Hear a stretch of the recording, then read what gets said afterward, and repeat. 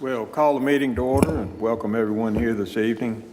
We'll start with the Pledge of Allegiance, which I'll ask Commissioner Moore if she will lead.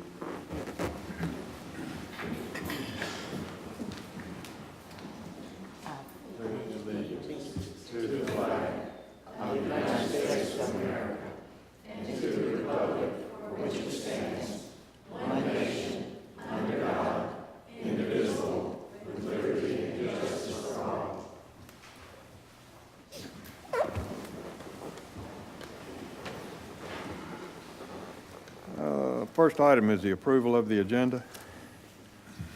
I make a motion we approve the agenda. Second. Motion made and second. All in favor? And motion carries. Public comment, we've had one person sign up, Scott Carpenter. Scott?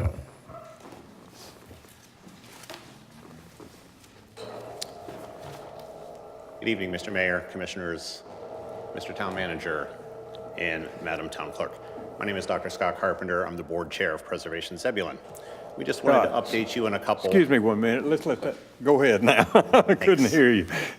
We wanted to just update you on a couple of activities that Preservation Zebulon is doing, just so that you're aware of it. So first, this coming Saturday, we're going to restart our historic downtown walking tour. That'll begin Saturday at 10 o'clock, weather permitting. And when we were at the Farm Fresh Market, we heard that your town manager was willing to come to that and would accompany us. And I've heard your town manager talk about this town's wonderful history in the past. So we might actually conscript him to give some of that, that tour. But we look forward to all that are interested in joining that. The other event we wanted to tell you about is a piece of information that our organization has learned about, and that is a murder is going to occur in Zebulon. And we might need the help of your police captain to help us with this. So let me explain a little bit. So we've learned that a murder is going to occur on October 20th, a Saturday evening, sometime between 6 o'clock and 8:30 p.m. And this is going to happen at Big Polly's Speakeasy, also known as the Magnolia Club, and some of you might know this as the Women's Club.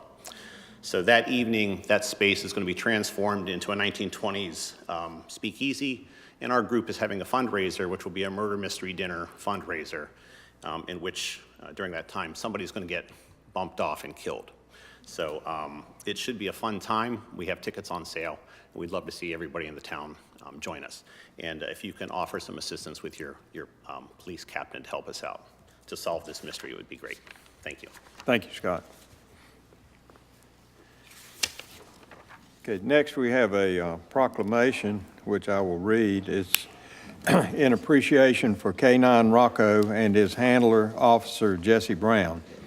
Whereas the Town of Zebulon Police Department has had a K-9 unit since 2001, and whereas in August of 2012, the town acquired Rocco, a German Shepherd, to fill the K-9 position, and whereas Rocco was trained in Scotland Neck, North Carolina, in the detection of narcotics, tracking, building searches, suspect apprehension, and evidence searches.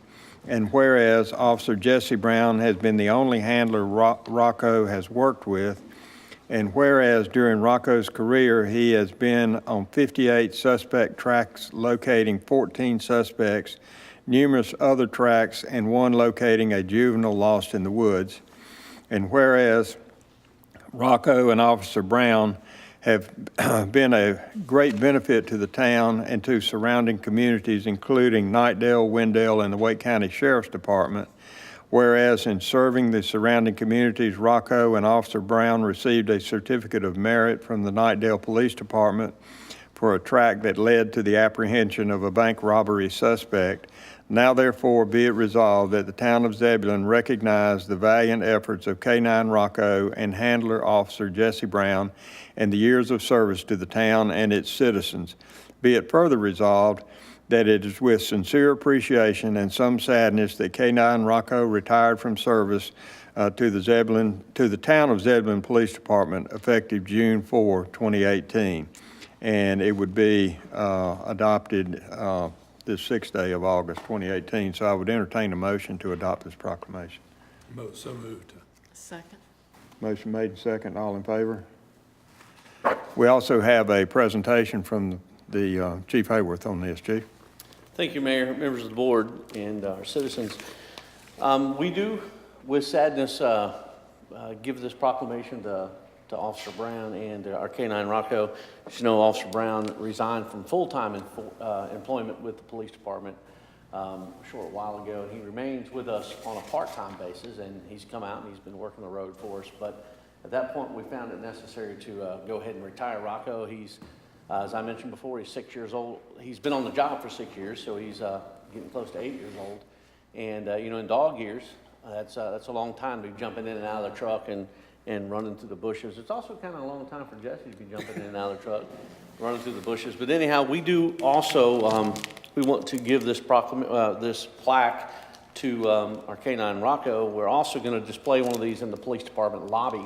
We have, in our lobby, we have our last 2 K-9s, who are both deceased now at this point, but they're both in our lobby. Commissioner Baumgarten mentioned several years ago that he saw that somewhere that he was at and recommended that we do that. So we've started doing it. We'll put a plaque just like this in our lobby if you ever want to see what our dogs look like and their names. But this is for in recognition of our police K-9 Rocco, retired with 6 years of faithful and devoted service to the Zebulon Police Department, the citizens of Zebulon and Eastern Wake County. As the mayor mentioned, the way we work with dogs in Eastern Wake County is if we have a dog on duty in Zebulon and Wendell has a robbery, they're going to call us and our dog will go help them, or it may go help Nightdale, or they may send a dog to help us. Wake County Sheriff's Office may send a dog to assist us. We may send a dog out in the county to help Wake County. And that's kind of how it works. Our dogs all train together and our handlers train together. So it's not just Zebulon that benefits from our canines, but it's Eastern Wake County as a whole. But I want to present this actually to Rocco, but he's retired and he doesn't want to take it. So Jesse still works for us part-time, so I'm going to give it to Jesse and let him have it. Jesse, thank you very much. Thank you, sir. Appreciate it.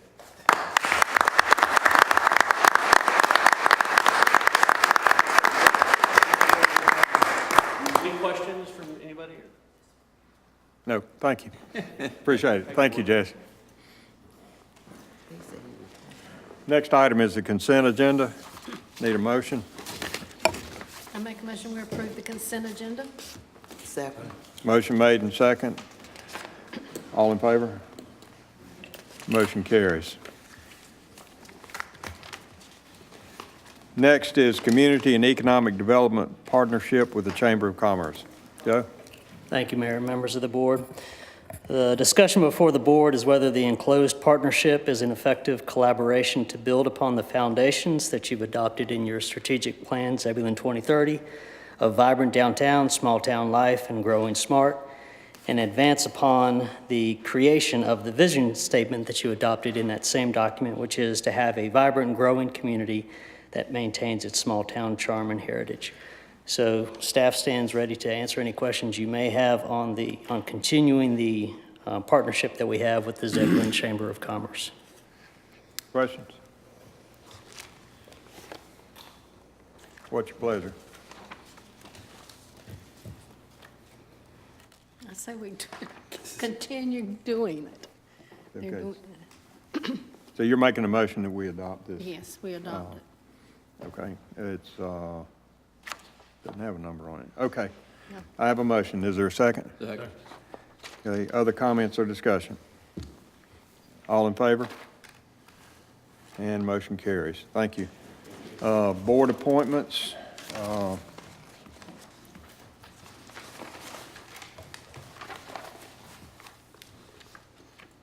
You doing That'll that be one? me. Okay.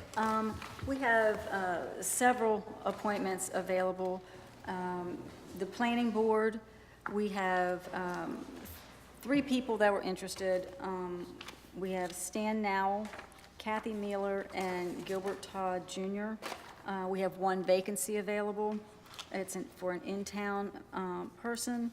Stan is interested in only serving on the planning board. Kathy and Gilbert Todd Jr. had expressed an interest of the planning board or the Board of Adjustment. So you have 3 options there. It'd be for a 3-year appointment expiring on June 30, 2021. What is the third name that you have? I don't have that on here. It's Gilbert Todd Jr. Okay.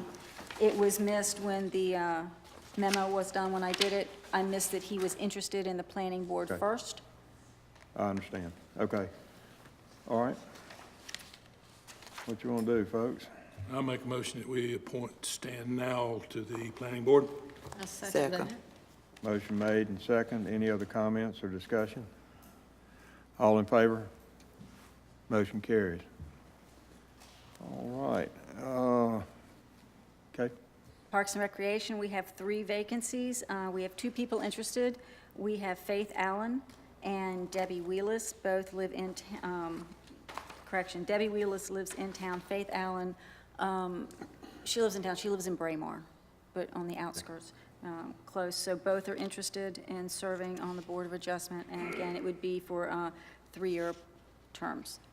You say she lives in Braemar? Yes, she lives in Braemar, so it is. I thought all of Braemar was in It town. is. Yeah. It is, okay. it's just right on the outskirts, but this would be for the Parks and Recreation Board. Yeah, I understand. Just want to be clear. All right, what's your pleasure? I make a motion, we appoint Faith Allen and Debbie Wheelis to the Recreation Board. Second. Other comments or discussion? All in favor? Motion carries. Board of Adjustment. For the Board of Adjustment, we have 4 openings. What we have 2 regular positions and 2 ETJ positions. And each, the in-town position, let me back up. For in-town, we have a regular position and an alternate position.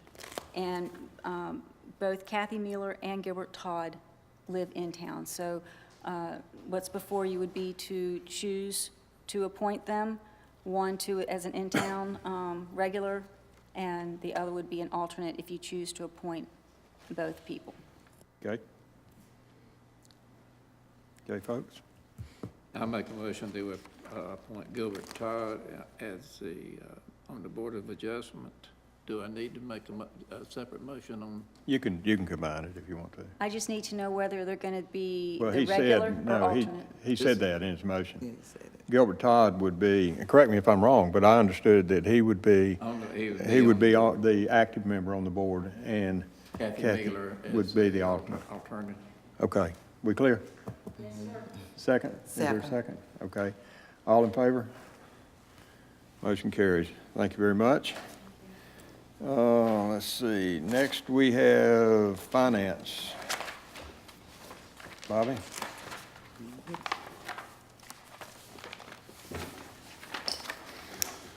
Good evening. You'll recall what seems like forever ago, back on June 4th, we adopted the FY19 budget. In that was some capital projects that were going to be financed. 2 of those being the ladder truck and the pumper truck in the fire department. So that's what we're going to talk about tonight, and the lease purchase agreements with the lending institutions. The 2 projects is the ladder truck. First of all, that's a 15-year term we're going to do. That's a $1.1 million purchase. The pumper, we're going to do an 8-year term. That's $600,000. Just a recap of the past month and what we've done with regards to this. RFP was sent out to July 9th to 9 lending institutions. They were due back 2 weeks later on July 23rd, 11 o'clock. For the ladder, there were 3 valid and 1 invalid bids that were received, and on the pumper, there were 4. And I'll go into each of those individually now. First on the ladder, the lowest bid went to, was Regions Equipment Finance Corporation. They were at 3.2% for the 15-year term with no fees. Of the 3 proposals, this was the only one that was within the budgeted amounts. Here's the bid tab for those. Regions, you'll see at 3.2, local government, Federal Credit Union, 3.45, and then BB&T at 3.55. PNC submitted a 10-year proposal instead of 15. The total cost you'll see in the far right column, that's principal and interest and any of the fees over the life of the term.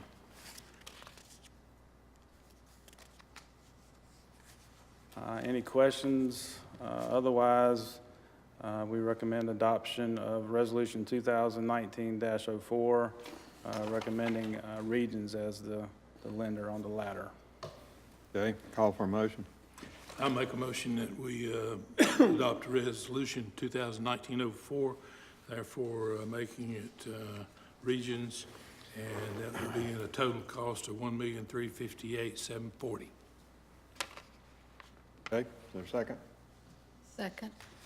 Other comments or discussion? All in favor? And the motion carries. Okay, Bob? All right, on to the pumper. SunTrust was the lowest bidder at 3.175, with some additional $500 in escrow and filing fees. All four of the proposals were within the budgeted amounts. And you'll see here the bid tab for the pumper and the four proposals that were received, those rates and the total cost.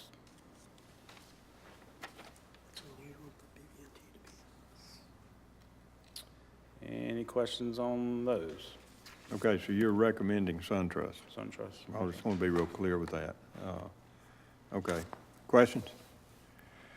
Is there a motion?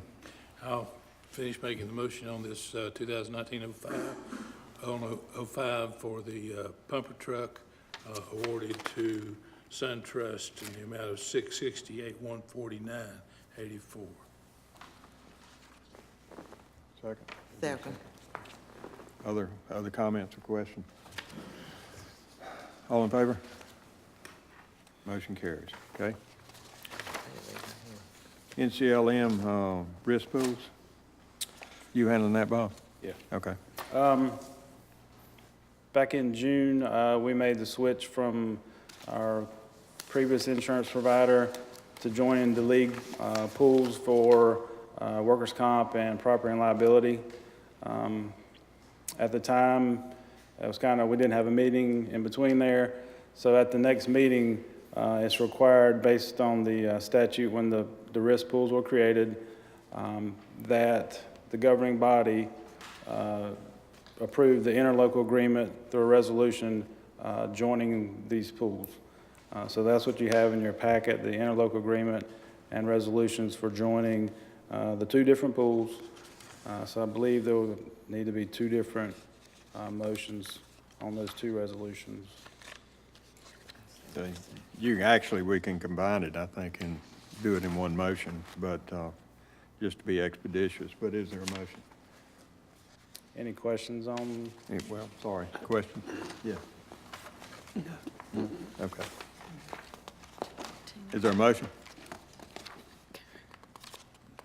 Sure, I'll make a motion that we approve the interlocal agreement between the town and the NC League of Municipalities. For clarity, it's Resolution 2019-01 and 2019-02. Okay? Gotcha. Second. There's a second. Other comments or discussion? All in favor? Motion carries. Thank you.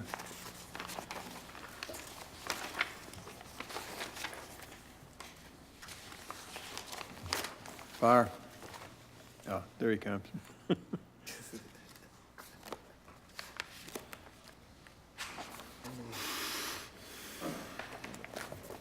appeared I was making a run for the door, didn't it? Mayor and Commissioners that come before you tonight, Bobby already introduced the fire truck purchases that were approved in last year's budget.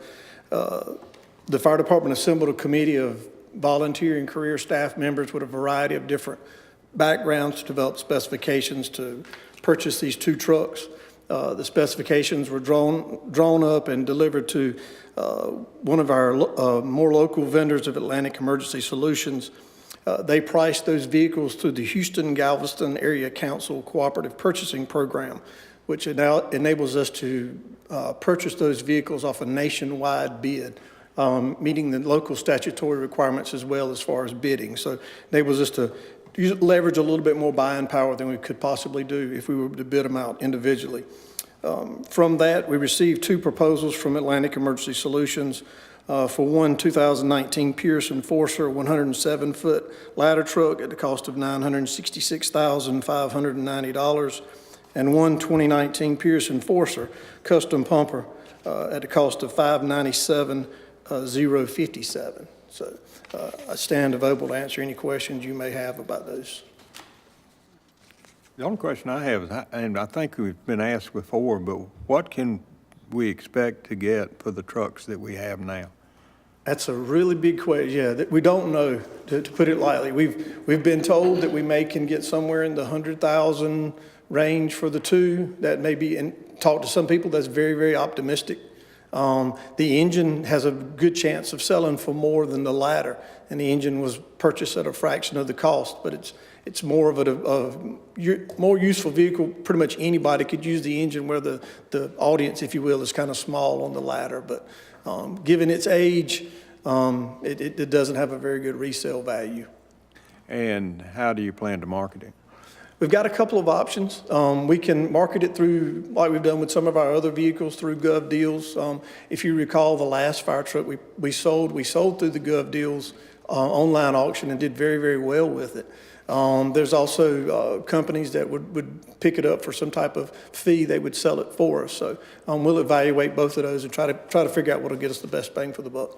Okay. Are there any other questions? Is there, Chris, is there a minimum that you'll ask for it? Or what happens if we don't sell it? What'll happen to it? Yeah, I would say we probably would sell them regardless. We'll try to come up with a good amount that we can accept. It may take longer to get an amount that we want to settle for, but we don't have anywhere to store them.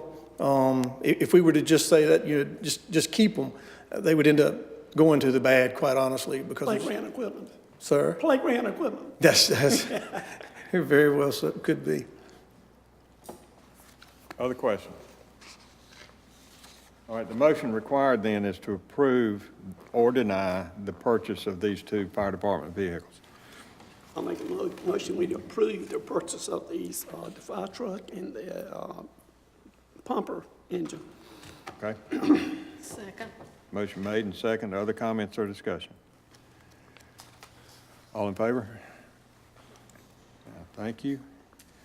Interlocal agreements. Hazmat. Thank you. On the hazardous materials agreement, give you just a really short history. For quite a number of years, we've contracted with the county for hazardous materials response team services. The county in turn contracted with Raleigh, the city of Raleigh, to provide those services. This year, the county has expressed a desire that each municipality contract directly with the city of Raleigh as compared to through them. So that's what you have before you is consideration of a contract with the city of Raleigh. It's fundamentally the same as the agreement we had with Wake County. There's a little bit of a funding difference in there that talks about if they're unable to recoup costs from the state, and most any significant hazmat event, costs would be covered by the state of North Carolina. But if it does fall into that narrow window, if you will, the city of Raleigh, in their agreement, would bill us their actual cost, and we would in turn bill the spiller, because the fire code and other general statutes are very clear that the responsible party for cost is the spiller. So what you see for your consideration tonight is the agreement with the city of Raleigh, as well as a minor change to our fee schedule, which would allow us to bill back any cost incurred with a hazardous materials incident. And I'll answer any questions you may have on that. And we can bill back any overages to the city of Raleigh. The city of Raleigh in turn bills it back to the state of North Carolina. Yeah, on a standard incident, what's going to happen is the city of Raleigh is actually going to get a mission number for the state of North Carolina, and they'll pay for the hazmat incident. That's your major ones. But if it's a real minor call, I'll give probably the best example I can think of is we've used hazmat teams for minor things such as the animal control abatement, the minimum housing cases that we've been dealing with, for some of the air quality monitoring. That doesn't meet state criteria for something that the state would pay for. Well, the good thing is there's no expenses really associated with that. But if there were expenses, then we would be responsible for those expenses, because if it were to cost the city of Raleigh money to provide those services, they would push those costs down to us. The contract is specific that says that they'll pay for anything that occurs less than 8 hours. So you take like the example I just gave you, it's less than 8 hours, so Raleigh would cover that under the cost of the hazmat agreement. That's where I mentioned that narrow window where something lasts 8 hours, but it doesn't quite meet state criteria. There's a chance we could get a bill. So we would in turn turn around and bill whoever the spiller was. That's where the fee schedule part comes in. We want to make sure that we're not the one left holding the bill, if you will. The law was pretty clear that an unauthorized spiller must bear the cost for any hazardous material cleanup. So we just wanted to make absolutely sure that if we were to receive a bill, we would be covered from the fee schedule side to be able to assess those fees. Other questions? Yeah, I got one more question. Sure, Chris. I don't mean to pin you down on something here, but who is going to determine whether or not this is something that the city of Raleigh will take care of or bill back to the town of Zebulon? Okay. Who's in charge of doing that? Okay, so the initial, I guess to take this kind of one step at the time, the initial, our department will determine whether the incident deserves a hazardous material team response. Because typically, I mean, it may happen once or twice, and now that I say it, it's going to happen tomorrow, but we don't use hazmat teams very often, thank goodness. We typically can handle things at the local level. Once we activate make a hazardous material team request, they immediately make a request to the to the state of North Carolina to say, does this request meet your state criteria? If it does not, then it would fall under the conditions of this agreement, which stipulates how many hours before we would be billed any cost or something like that. So the agreement is very particular, very specific on when those agreements kick in, and it's typically speaking, it's the 8-hour mark for like staff time and stuff such as that. Yeah, it's pretty specific as to what they'll charge you too. It is. I mean, it's really exorbitant. It is, and that's exactly where we want to be absolutely sure if that occurs, we want to be able to charge the spiller to get that money back. You're exactly right. Thank you. Other questions? Is there a motion? I make a motion we adopt this agreement for hazardous material response team. I'll second that. Motion's made, second. Other comments or discussion? All in favor? Thank you. Public Safety Communication Services, 911. All right, our last one is for what most of us would commonly refer to as 911 services, our dispatching services, the 911 operators, all the equipment that goes into making our 911 system work, the dispatch equipment, what have you. The agreement you have in front of you is just an updated agreement. It's updated periodically between each of the municipalities and the city of Raleigh. If you look in the agreement, you'll see that the agreement calls for a WECO, the Wake Emergency Communications Organization, that's made up of the municipalities and the members, and they govern this agreement and govern what occurs in the 911 center. This is an updated, they went through, it's fundamentally the same. There's a couple of changes where they've required performance measure checking within the 911 center, which is something we very wholeheartedly supported, call processing time standards and such as that. Again, this is an extension of something we already do, just a new version, and this would affect police, fire, EMS, all of our emergency communications. I'm curious, it's been a while since I've been involved with emergency communications, but is the communication center still in the Raleigh building downtown? They have turned that center into the backup center. The new facility is a state-of-the-art facility, kind of behind the old Weston House plant, off of the Beltline, Capitol Boulevard, that area. Yeah, I knew at one time they were talking about maybe the Commons, and I didn't know That's right. where it ended up. That's exactly right. All right, thank you. Sure. Other questions? All right, your motion? Yeah, I'll make a motion that we agree with the service level agreement for public service communication services with the city of Raleigh. Okay, Second. motion made and second. Other comments or discussion? All in favor? Thank you. Thank you. All right. Matheny? Planning resolution Mayor 114. Matheny, may I Yes. ask a question? I don't know that I heard you guys make a motion to amend the fee schedule. In the previous one, Yes, sir. my thinking was that, and if we need it, we need it, but my thinking was it was inclusive. Okay, I just wanted to make sure that that was what the motion was going to be. Yeah, I think it was right, an inclusive thank you. motion. Yeah, okay, sure.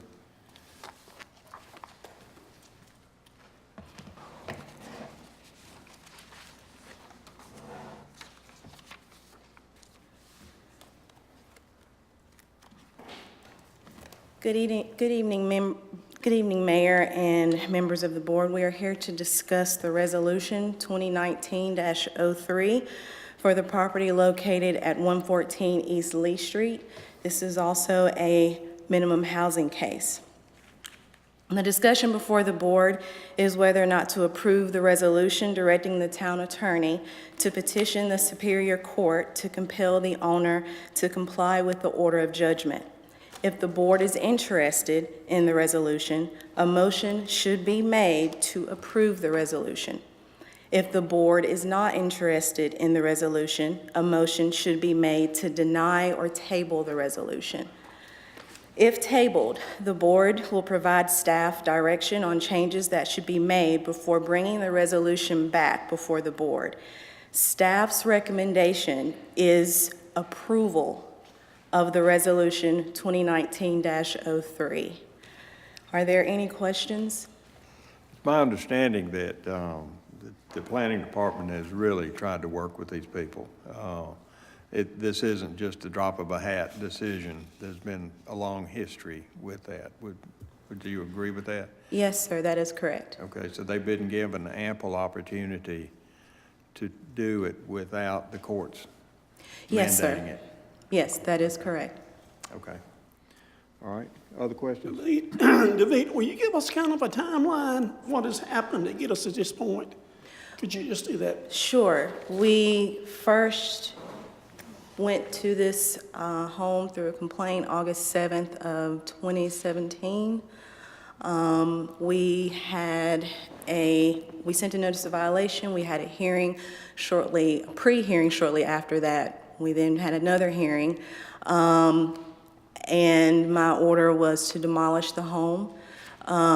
We had a hearing back in December for all interested parties, going over the same items.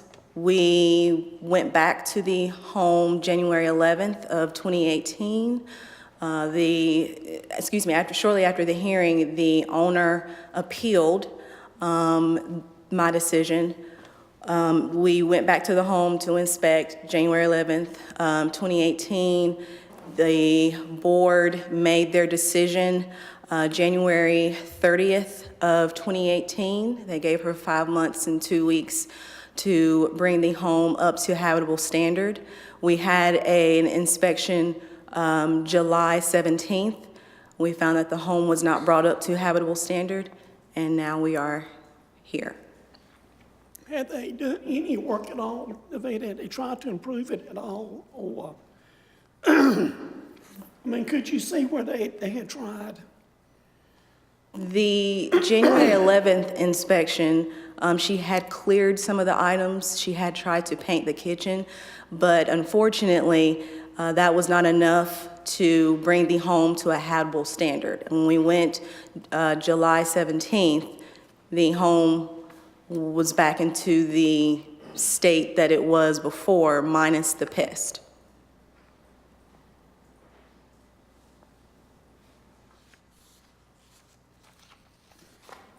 Other questions? So, for clarify, just to be real clear, if this is given to the courts, then they have the latitude to grant her more time with a definitive list, I suppose, of what she would have to do. To either comply with the original order Right. from the Board of Adjustment or to give her more time, yes. Right. So then it becomes the court's call, not ours. Yes, sir. Okay, I just want it on the table that that's the way I see it. It's coming. This is our next move, though. Yes, sir. The ball's in our court right now, yes. So what you want to do? Oh, I'll make a motion that we adopt Resolution 2019 and turn it over to our attorney. 2019-03. 03. Yeah, Excuse me. that's all right. Just want to be clear. Okay, is there a second? Second. Motion's made and second. Other comments or discussion? All in favor? And the motion carries. Thank you. Thank you. All right, BB&T Fuel Farm right-of-way dedication.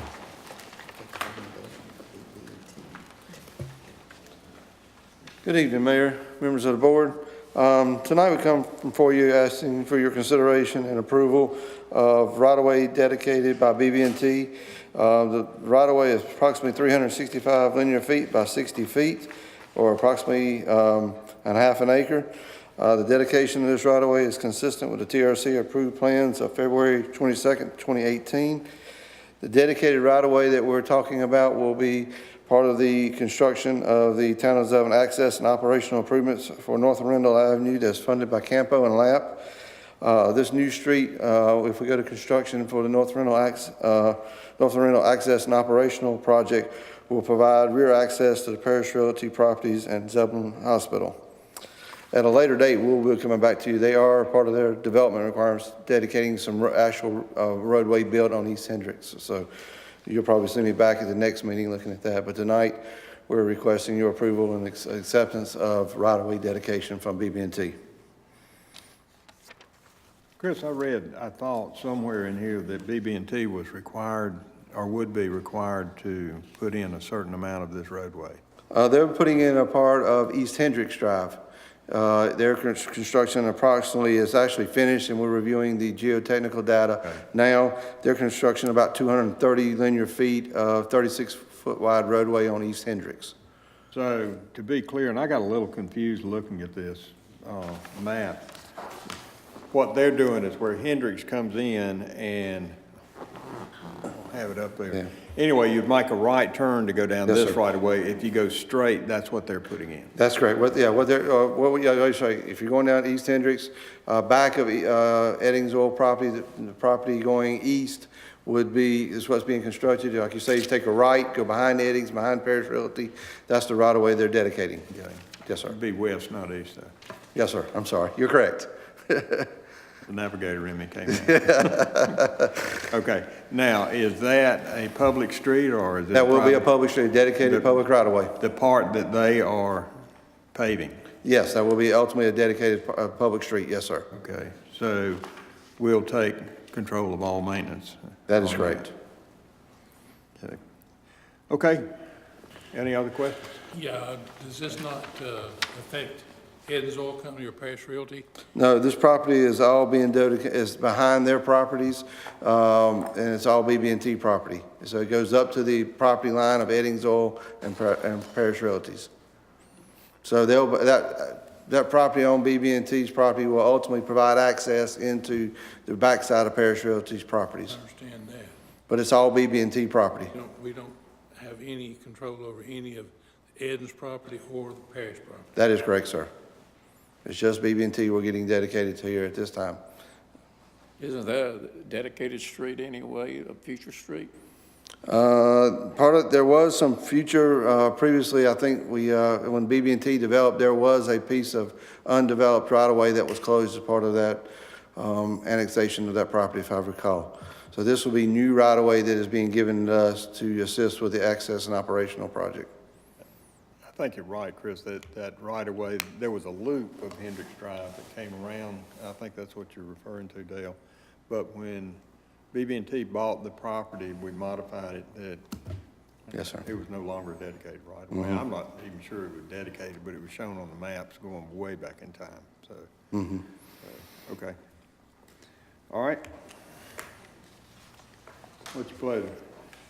I make a motion, we approve Resolution 21906, the BB&T right-of-way dedications. Okay. Second. Motion made and second. Other comments or discussion? All in favor? And the motion carries. Thank you, guys. Thank you, Chris. Appreciate it. Dale, start with you. I don't have anything. Don? You know, Curtis? Evan? Everybody's got a bobblehead sitting there.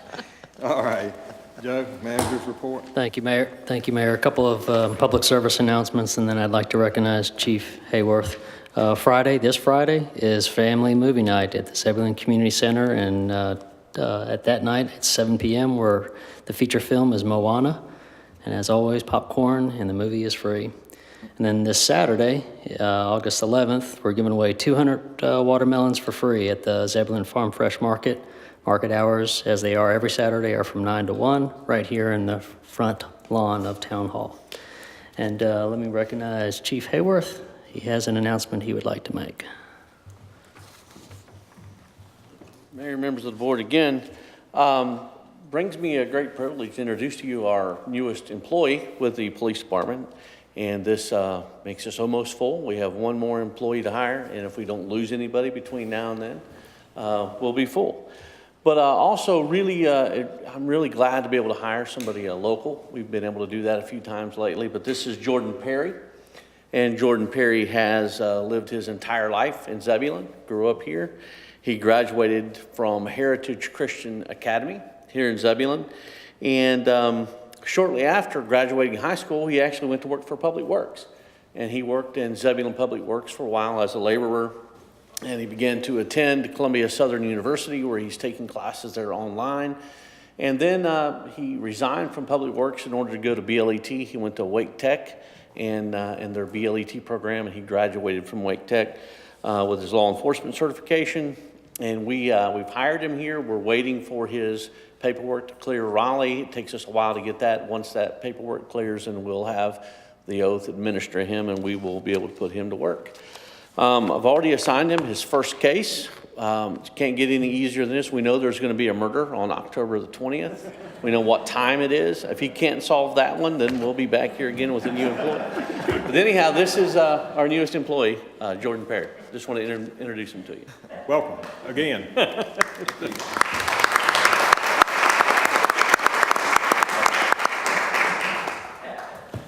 That completes our meeting agenda. Is there a motion to adjourn? I make a motion that we adjourn.